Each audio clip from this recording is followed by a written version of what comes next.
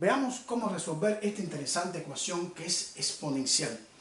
Fíjense que la variable aparece en el exponente, pero también la variable aparece en la base. Vamos a leerla. X a la x debe ser igual a 2 elevado a la 2x. Esta es una ecuación que hay que tener mucho cuidado con la respuesta porque se pueden escapar algunas de ellas, porque no cumplimos con los requisitos de las propiedades de la potencia y lo olvidamos.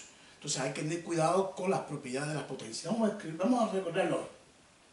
Realmente aquí tengo x a la x. Recuerden, cuando tengo x a la x me hace falta llevar el miembro contrario, en este caso el miembro derecho, también a una forma, por ejemplo, 2 a la 2. Si x a la x es 2 a la 2, entonces x vale 2. X a la x igual a 3 a la 3, x vale 3, etc. O sea, que nos queda aquí lo mismo que nos quede allá, pero con respecto a la variable. Entonces aquí tengo 2 elevado a la potencia, 2 a la 2x. Y ahí podría aplicar la propiedad de la exponencial, o sea, la propiedad de la potencia, que me dice que tengo a la m por n. Yo puedo escribirlo como a la m elevado a la n, porque en definitiva lo que se hace en la exponencial es multiplicar los exponentes. Entonces podría escribir aquí x a la x igual a 2 al cuadrado elevado a la x. Y efectuamos el 2 al cuadrado. 2 al cuadrado es 2 por 2, que es 4, me quedaría 4 a la x. Y nos queda esta interesante ecuación que hay que tener mucho cuidado a la hora de dar los criterios de soluciones. Primeramente, x a la x igual a 4 a la x. Hay 4 elementos, 2 bases y 2 exponentes. Los exponentes son iguales. Si los exponentes son iguales, las bases podrían ser iguales. Entonces x, primera solución, x sería igual a 4. ¿Por qué razón?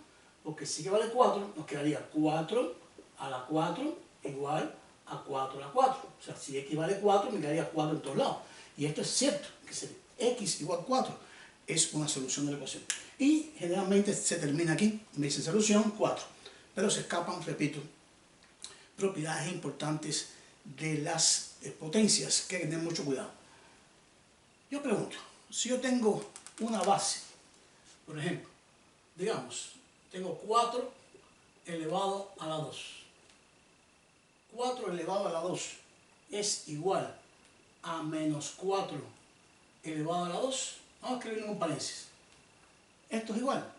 4 al cuadrado es 16 y menos 4 al cuadrado es menos 4 menos 4.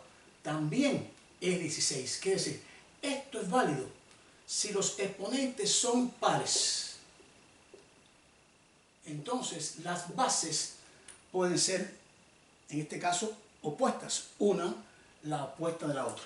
Entonces esto me dice que si x es par, porque en este caso x vale 4, lo voy a marcar aquí, x es igual a 4, a partir de la ecuación, es 4, es par, y esa x es menor que 0, entonces aquí pondría menos 4 para que sea negativa. ¿Qué va a ocurrir? Me quedaría menos 4 elevado a la menos 4, x a la x, es igual, la pregunta, a 4 elevado a la menos 4. Esto es cierto, es par, pero es negativo. ¿Cómo se efectúa cuando usted tiene a la menos 1, por ejemplo? ¿Cómo usted lo escribe?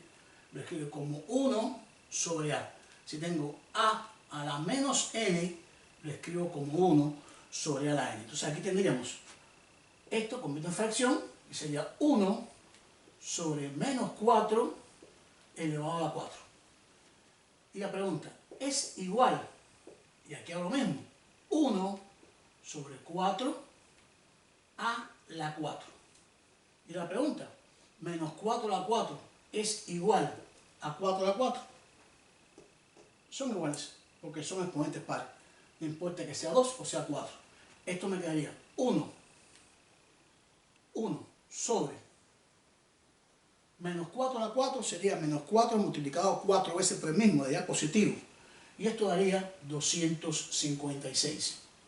Y aquí daría lo mismo, 1 sobre 256. Quiere decir que la X puede ser 4, pero puede ser menos 4, por las propiedades de las potencias de exponentes pares.